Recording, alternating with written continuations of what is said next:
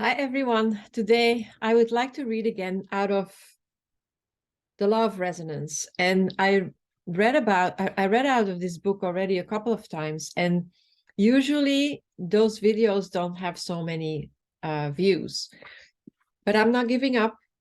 And because I really love this book. And I think it's a book that is underestimated. I think we should pay more attention to what's in here. And it might be because it's a German person, Pierre Franckh, who is the author of the book, but it is so good, and I am going to do it again. So today I'm going to read a chapter on soulmates. And I think a lot of us are interested in having a loving, caring soulmate relationship. And so, as many of you know, on the level of like soulmate relationships, I'm probably not the best example. But on the other hand, I truly believe in the law of resonance and how you attract the partners that resonate with you at certain stages in your life. And that's why it is easier to understand that if you are evolving as a person, if you do a lot of inner searching, a lot of inner work, then it makes sense that people come and go in your life, because when you step out of who you were and you become somebody else, you really do a lot of soul searching, and you face the dark night of the soul, and you grow and you vibrate on a different level. Then it is normal to also attract other people. So some people will leave your life and other people will come into your life. And that's why you also see these days that people will have more divorces, have more relationships through life. And as much as there is still like a lot of judgment on that, maybe this chapter will give some insights and make you understand that it's not always bad. It is not always, it doesn't have to be traumatic. It can be, if you look at it from the good side, that it is your growth that is causing it, then it might be easier to live with it. So let me read the chapter. So after health, a happy and satisfying partnership is probably the next most cherished wish. To bring the ideal partner into your life, you need to create the right resonance field to attract that person. So how do two people find each other if continents separate them? Simple.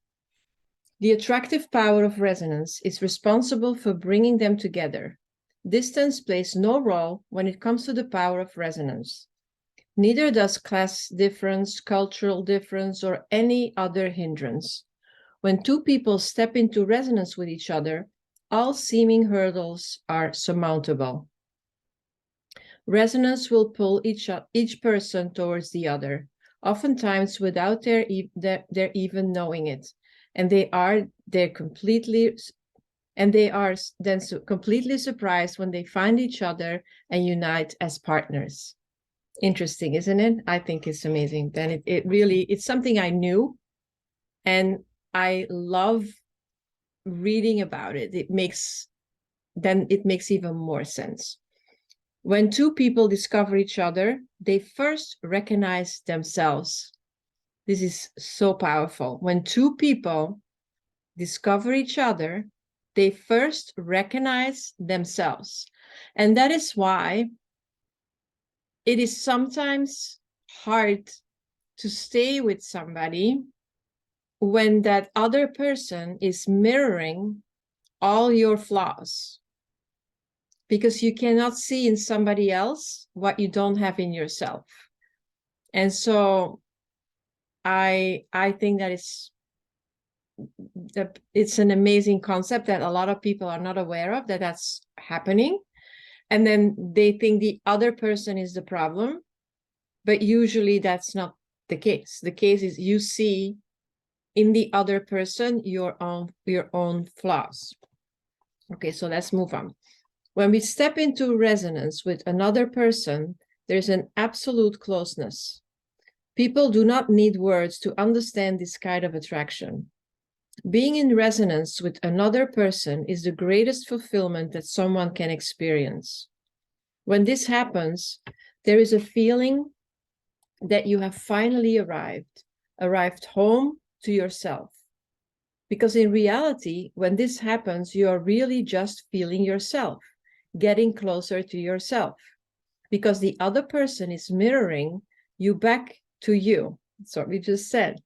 In this case, what we call love is the recognition of one's own love for oneself. And at the same time, this oneness with yourselves creates a sense of oneness with others. It's nice, no? From the beginning, any two people coming together as a couple are searching for similarities. The more similarities they find, the more they believe they belong together, and the more certain they are that their love is lasting. We are always looking for ourselves in others. If we fundamentally hold the same beliefs as our partner, crises or differences of opinion cannot create a crack in our union. Every relationship must endure crisis, especially the longer the relationship. But crisis doesn't always mean healing. That is the deeper meaning of crisis. We will grow and we heal unsettled childhood concerns. This can often create a strain and a strong burden on the partnership. But a couple that is in resonance will survive any stress test. Crises are mastered together. Nothing in the world can put to question the feeling of belonging together. And that's what happens. Like sometimes there's a crisis in one person, and the person is overcoming that crisis. It's like working on themselves. They do the inner work. They do the soul searching. And it's at those moments that the partner is extremely important. And that's where the growing apart can come in. Because if one person is growing spiritually and the other person is not, then there is no resonance anymore. So if there's no resonance, then there is also not that feeling of recognizing yourself in the other person.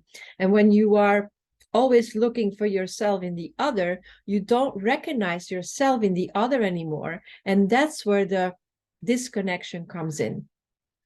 So it's interesting. So everything is always you. There's only one. And that's what they also mean in the non-duality. Like there's only one, there's only you. There's nothing else in this world. And so whatever is like projected in your outer world, that is exactly what's going on in your inner world. So if there's a separation, if you resonate on a different level, there will be a separation not only in the mental realm, but also in the physical realm.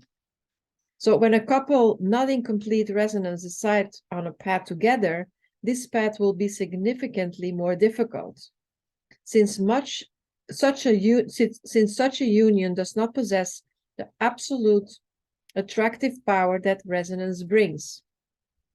Both partners will feel that the attractive power is missing. And when it is missing, each person thinks there's a lack of love. In reality, there's a lack of same oscillating energy. So you don't recognize yourself in the other person anymore.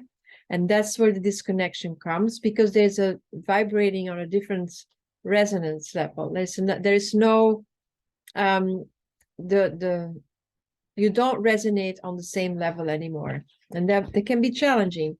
And so those challenges are very normal, because you don't grow together usually like completely similar the same way. I heard a story one time about how when two people are in a committed relationship, what happens is they first were riding on a separate horse, and they know each other, and one goes a little up front, and then the other one rides along, and they go on different speeds, but they still stay together, and they're like testing the waters, and they have a relationship, but still they go they're similar. They go a similar path, but they still have different speeds, let's say. Oh my God, I'm like pushing my computer. Different speeds. So then they are in a committed relationship. And what happens is, it's as if they put their two horses in front of a wagon. And now they're sitting on the wagon, and the horses are pulling the same wagon. So what happens is, if one person wants to go a little faster, the other one is next to them, and then the two horses are pulling the same wagon. So now they have to have the same speed. But one person wants to go a little bit to the left, the other one has to agree to go to the left, because otherwise there is like, it's not going to work. So that's what happens when you're in a relationship and two people are, now they have to go the same speed, and that can be stressful, and that can be like a challenge. Why do we not immediately attract our soulmate in our life? The answer lies within ourselves. Very often our resonance field is not aligned with that of our soulmate.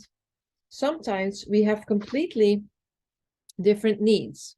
For some people, it is more important to be sexually satisfied or to get some form of financial security from the relationship. There may be a fear of abandonment, or one partner may simply want a traveling companion. So it all depends on what people want from each other. If there is like, again, like if there is this connection, maybe there's a fear of closeness and devotion. Maybe there's a feeling that we simply cannot meet a deep, connected love in kind. Maybe there is a worry that if we love again, it will be badly. The list goes on and on. So people have all kind of reasons to just stay close and not putting out the vibration to attract the soulmate, because there's way too many blockages. So you will attract people that are also in those same blockages, in those same patterns, okay? So don't be hard on yourself.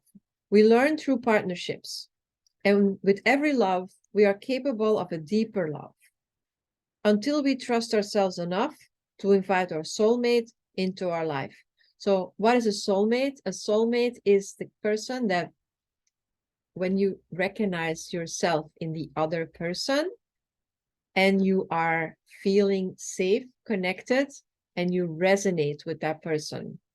And so you follow a path, the same path, you're on the cart, and the horses are pulling it, and you go the same speed, and it makes you happy, and it feels comfortable, and you feel safe.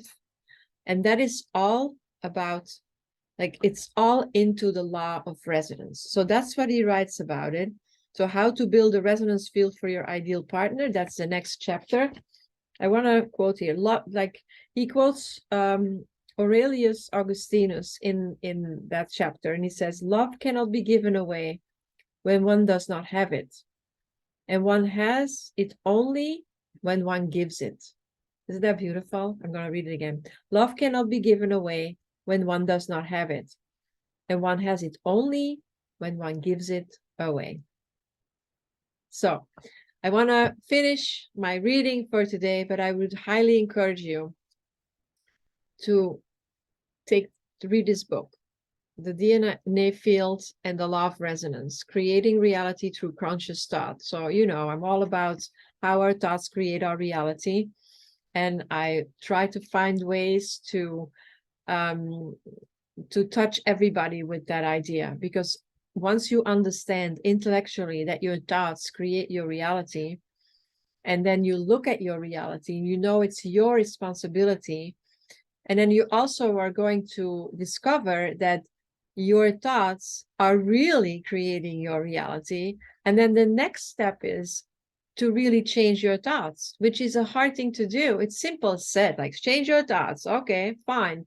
But if you're like me, I don't have any control over my thoughts. They just come and go. And that's also, again, part of understanding that we live in a duality, we live in a dual world. But if we can get with the program and find ourselves, which is like the infinite being that we are, and understanding that we use this body as a vehicle to move to move in this 3D world, then we understand that our world is created by this body, through that we use this body to create like our life here, and our thoughts create our reality. So it's such an interesting world once you start understand that you're in charge of your own expression of everything that you see around you. It's all your own doing. There's nobody else. Everything is a story. It's only you. You are in this world, and everything revolves around you. And that is a good thing and a bad thing, because some people don't want that responsibility. They think it would be easier if it just like, if they don't have to hear this. But I think it's very powerful, because when you are responsible for your own life, you can also change it and make it the best ever. All right, have a wonderful day, you guys. And as always, I'm only one phone call or one message away. If you would love support in your discovery of who you really are and how your thoughts create your reality, send me an email and let's see how we can work together. So have a wonderful, wonderful rest of the day. Bye-bye.